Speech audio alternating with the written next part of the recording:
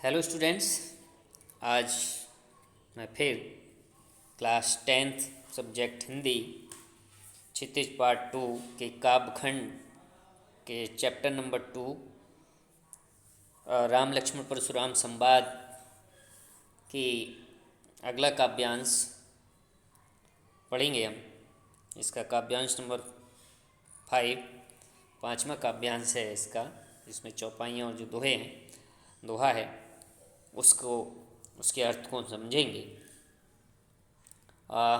इससे हमने पहले जैसा कि आप पढ़ चुके हैं कि ये राम लक्ष्मण परशुराम संवाद तुलसीदास द्वारा रचित रामचरितमानस की बालकांड से लिए गए हैं और इसमें लक्ष्मण और परशुराम के बीच जो संवाद जो बातचीत हुई है उसको यहाँ उल्लेख किया गया है इन प्रसंगों में। प्रस्तुत प्रसंग की भी यदि बात की जाए तो इसमें विश्वामित्र, जैसे कि आपको पता ही है कि सीता स्वयंवर के समय राम लक्ष्मण अपने गुरु विश्वामित्र के साथ सीता स्वयंवर में गए थे और वहाँ राम द्वारा धनुष तोड़ दिए जाने पर परशुराम जी क्रोधित हो गए थे। वहीं पर लक्ष्मण ने उनके क्रोध को अनावश्यक बताया और इसी बात को लेकर परशुराम और लक्ष्मण के बीच जो संवाद हुआ उसी को यहाँ रेखांकित किया गया है। यदि प्रस्तुत काव्यांश की बात करें तो इसमें विश्वामित्र परशुराम जी से कहते हैं कि वह लक्ष्मण को क्षमा कर दें, क्योंकि कहना चाहिए जो संत होते हैं, साधु होते हैं, वो बच्चों के गुण और दोषों पर ध्यान नहीं देते। तो यही इसमें कहा गया है। देखिए, अब इसको हम शुरू करते हैं।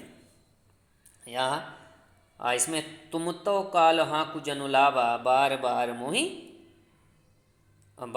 मोहि लाग बुलावा, यानी तुम तो कालु हाँकु जनुलावा बार मोहि लाग बुलावा।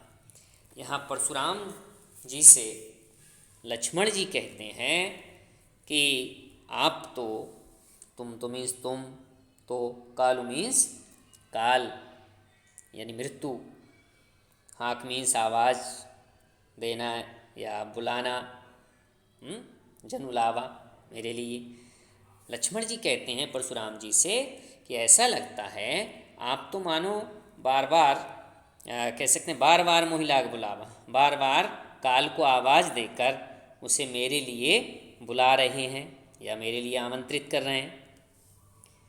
अब सुनत लखन के बचन कठोरा, लक्ष्मण जी के कैसे हैं, सुनत लखन के बचन कठोरा, लक्ष्मण जी के ये कठोर वचन सुनकर परसु सुधार धरे उकर घोरा, यानी लक्ष्मण जी की ये कटु बातें या कठोर बातों को सुनकर परशुराम जी क्रोध में अपना फरसा संभालने लगे, अपना फरसा संभालने लगे और जन सामान्य जो वहाँ बैठे थे उनकी ओर देखकर कहने लगे, अब जन देव दोष मोहि लोगु कटुवादी बालक बधु जोगु, यानी अब कोई भी, यानी आप कोई लोग या कोई भी मुझे किसी प्रकार का दोष ना दें। अब जन देव दोष मोहि लोगु, अब कोई भी या कोई जन, कोई भी लोग मेरे लिए किसी प्रकार का दोष ना देना। क्यों? कटुवादी बालक बद जोगी, ये कड़वी, कट मीन्स कड़वी बात कहने वाला बालक, बद जोगु मीन्स बद कर किए जाने योग्य या मारने योग्य ही है। बाल बिलोक बहुत मैं बाँचा अब ये हूँ मरनिहार भाषाचा, यानी बाल बिलोक बहुत मैं बाँचा मीन्स बालक समझकर मैंने इसको बहुत बचाया, या हम कह सकते हैं बालक समझकर इसको मैं अब तक छोड़े रहा, या बालक समझकर ही मैंने इसको बहुत बचाया। अब ये उम्र निहार भाषाचा, पर वास्तव में अब ये मेरे फरसे से मरने ही वाला है। तो ये परशुराम जी को अत्यंत क्रोधित देखकर, परशुराम जी का ये क्रोध देखकर विश्वामित्र जी कहने लगे, ये हैं कौशिक, कौशिक मीन्स विश्वामित्र के लिए कहा गया है। कौशिक कहा क्षमय अपराधु, यानी कौशिक मीन्स विश्वामित्र ने कहा कि क्षमय अपराधु, अपराध क्षमा कीजिए। विश्वामित्र परशुराम को क्रोधित देखकर विश्वामित्र जी कहने लगे कि अपराध क्षमा कर दीजिएगा या अपराध क्षमा कीजिए। क्यों? बालक दोष गुण गण ही न साधु, यानी जो साधु लोग होते हैं या हम कह सकते हैं जो संत होते हैं, वो बालकों के गुण और दोष की ओर ध्यान नहीं देते। इसलिए विश्वामित्र कहते हैं परशुराम जी से कि अपराध को क्षमा कर दीजिएगा, लक्ष्मण के अपराध को क्षमा कर दीजिएगा, क्योंकि बालकों के दोष और गुणों की ओर साधु लोग ध्यान नहीं देते। तो परशुराम जी फिर क्या कहने लगे, खर कुठार में अकुरन कोई ही आगे, अपराधी गुरुद्रोही।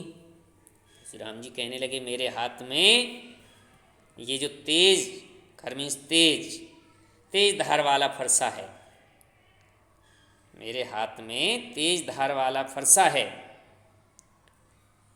और मेरा स्वभाव क्रोधी है, मुझे दया भाव भी नहीं है। ऐसे में आगे अपराधी गुरुद्रोही, ऐसे में ये गुरुद्रोही यानी अपराधी मेरे सामने है। इसलिए क्योंकि ये मेरी बातों का उत्तर दे रहा है, उत्तर देत छोड़ो बिन मारे, यानी ये मुझे मेरी बातों का उत्तर दे रहा है, ये मेरी बातों का उत्तर दे रहा है। और यदि मैं उत्तर देत छोड़ो बिन मारे, यदि मैं इसको बिना मारे ही कह सकते हैं, यदि मैं अभी तक इसे छोड़े हुए हूँ तो किस लिए? तो कहते हैं कि केवल कौशिकशील तुम्हारे, कौशिक मीन्स विश्वामित्र जी से कहते हैं कि यदि मैं अभी तक इसे छोड़े हुए हूँ तो केवल इसलिए क्योंकि विश्वामित्र जी आपकी वजह से या आपके प्रेम की वजह से, आपकी विनम्रता की, आपकी सील की वजह से मैं इसको अब तक छोड़े हुए हूँ। नहीं तो क्या होता, देखिए तो कहते हैं कि नात यह हैं, नहीं तो नात ये काट कुठार कटोरे, गुरही उरिन होते श्रम थोरे। नहीं तो यानी आप परशुराम जी ने कहा विश्वामित्र से कि मैं आपके विनम्रता की वजह से या आपकी प्रेम की वजह से मैं अब तक इसको छोड़े हुए हूँ, नहीं तो अन्यथा अपने तीव्र फरसे से नाते यही काट कुठार कठोरे, नहीं तो अपने तीव्र फरसे से लक्ष्मण को काट कर गुरन उरन होते ही श्रम थोड़े, थोड़े से ही यानी अल्प श्रम परिश्रम से ही मैं गुरु के ऋण से उर्ण हो जाता या गुरु के ऋण से छूट जाता। आया समझ में यहाँ तक? फिर अब इस देखिए दोहा में, गाधिसु ना कहे हृदय, गाधिसु ना कहे हृदय, हस मुनहि हरि हरे सूझ, और अयमय खाण न उखमय अजौ न बूझ अबूझ। गाधिसु यहाँ फिर विश्वामित्र जी जो हैं वो मन ही मन, गाधिसु देखिए हैं, यहाँ विश्वामित्र को भी पहले कौशिक कहा गया, फिर यहाँ गाधिसु कहा गया है कि गाधिसु नु कहे हृदय हस, यानी विश्वामित्र जी मन ही मन हंसकर विचार करने लगे क्या कि मुनहि हरे हरे सूझ, यानी परशुराम जी को कह सकते हैं, परशुराम जी को केवल हरा ही हरा सूझ रहा है। अर्थात हम इसको कह सकते हैं कि उन्हें अपना स्वार्थ ही दिखाई दे रहा है। क्यों दिखाई दे रहा है? क्योंकि वह सभी जगह विजयी हुए हैं, सभी जगह विजयी होने के कारण जो है वो क्या कर रहे हैं, ऐमय खाण न ऊख में अजू न बूझ अबूझ, वो राम लक्ष्मण को साधारण क्षत्रिय समझ रहे हैं। और ऐमय कहते हैं लोहा। वास्तव में विश्वामित्र जी मन में कह रहे हैं कि ये जो परशुराम जी जो हैं वो कह सकते हैं अपने स्वार्थ में राम लक्ष्मण को जो है एक साधारण बालक समझ रहे हैं, साधारण क्षत्रिय समझ रहे हैं, लेकिन वास्तव में ऐमय खाण न हुक्म है, वास्तव में ये तो लोहे की बनी हुई खड़क या लोहे की बनी हुई तलवार के समान है। ये कोई उखमय कहते हैं उखमा या जमुना बूझ बूझ, यानी ये कोई हम कह सकते हैं रस से बनी हुई जो खांड होती है, शक्कर या मीठा जो पदार्थ होता है, ये कोई उससे बने हुए नहीं है जो मुंह में डालते ही या मुंह में लेते ही गल जाए। अर्थात हम कह सकते हैं परशुराम जी अब भी नासमझ बने हुए हैं, वह राम लक्ष्मण को समझ नहीं पा रहे हैं, या हम कह सकते हैं राम लक्ष्मण के प्रभाव को या उनकी ताकत को समझ नहीं पा रहे हैं। तो ये इस काव्यांश का एक अर्थ था। मैं आपकी कह सकता हूँ याद के लिए या आपकी जानकारी के लिए मैं इसको पुनः एक बार दोहरा देता हूँ, पुनः रिपीट किए देता हूँ कि देखिए, तुम तो काल हाँकु जनु लावा, बार बार मुहि लाग बुलावा। यानी लक्ष्मण जी हैं परशुराम जी से कहते हैं कि ऐसा लगता है, परशुराम जी को कह रहे हैं वो कि ऐसा लगता है कि आप तो मानो बार बार आवाज़ देकर काल को मेरे लिए बुला रहे हैं या मेरे लिए आमंत्रित कर रहे हैं। और सुनत लखन के वचन कठोरा, परशु सुधार धरई कर घोरा। लक्ष्मण जी की इतनी कटु बातों को सुनकर परशुराम जी क्रोधवश अपना फरसा संभालने लगे और सभी लोगों की ओर देखकर कहने लगे, सुन अब जन देव दोष मोहि लोगो, कटुवादी बालक वध जोगु। अब कोई भी मुझे दोष मत देना, अब कोई भी लोग मुझे किसी प्रकार का दोष मत देना। क्यों कि ये कड़वी बात कहने वाला बालक बद जोगु मीन्स बद किए जाने के योग्य ही है। तो कहते हैं बाल बिलोक बहुत मैं वाचा, यानी बालक समझकर मैंने इसको बहुत बचाया है, अब तक छोड़ रखा है, पर वास्तव में अब ये मरने ही वाला है। अब ये मरनिहार भर सांचा, यानी अब ये वास्तव में ये फरसे से मरने ही वाला है। और परशुराम की इन बातों को सुनकर, यानी परशुराम के क्रोध को देखकर, कौशिक कहा क्षमय अपराधु, यानी विश्वामित्र जी जो हैं परशुराम के क्रोध को देखकर कहने लगे कि अपराध को क्षमा कीजिएगा हे मुनिवर, यानी कह सकते हैं हम लक्ष्मण के अपराध को क्षमा कर दीजिएगा। क्यों कि बाल दोष गुण गणे न साधु, बालकों के दोष और गुणों की ओर साधु लोग ध्यान नहीं देते। फिर परशुराम जी कहते हैं खर कुठार में कुरन को ही आगे अपराधी गुरुद्रोही, यानी हम कह सकते हैं कि ऐसे में ये गुरुद्रोही और अपराधी जो मेरे सामने है, मुझे मेरी बातों का उत्तर दे रहा है, ये तो इसलिए इसको मैं छोड़ूंगा नहीं।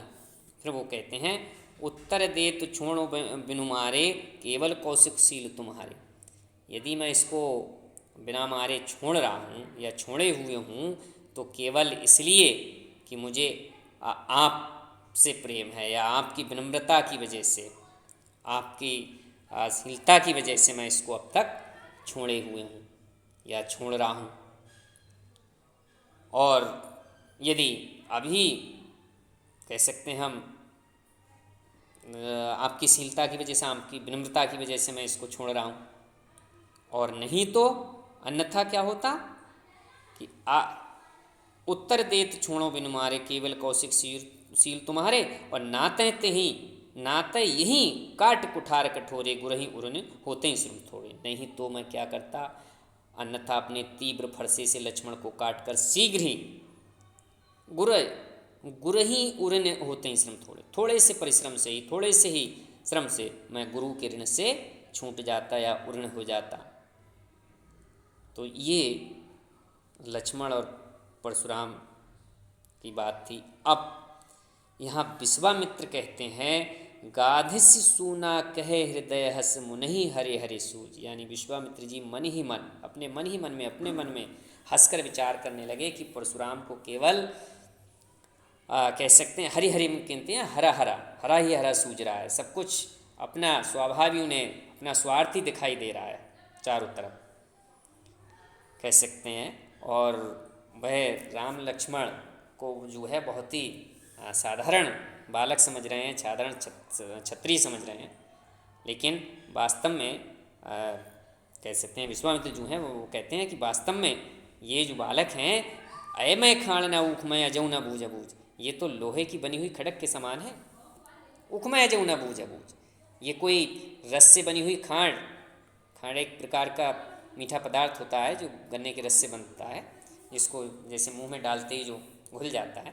तो विश्वामित्र वो कहते हैं कि मैं खाण न ऊख मैं अजू न बूझ अबूझ, ये कोई ये तो लोहे की बनी हुई खड़क के समान है, लोहे की बनी हुई तलवार के समान है, ये कोई रस से बनी हुई खांट के समान नहीं है जो मुंह में डालते ही गल जाए। अर्थात हम कह सकते हैं कि परशुराम जी अब भी विश्वामित्र जी कहते हैं कि वो परशुराम नासमझ बने हुए हैं, वो लक्ष्मण और राम के लिए एक साधारण बालक ही समझ रहे हैं, उनके प्रभाव को वो समझ नहीं पा रहे हैं। तो इस प्रकार से ये इसका एक सार था जो मैंने आपको बता दिया। आशा है कि आप इसको समझ गए होंगे और आगे हम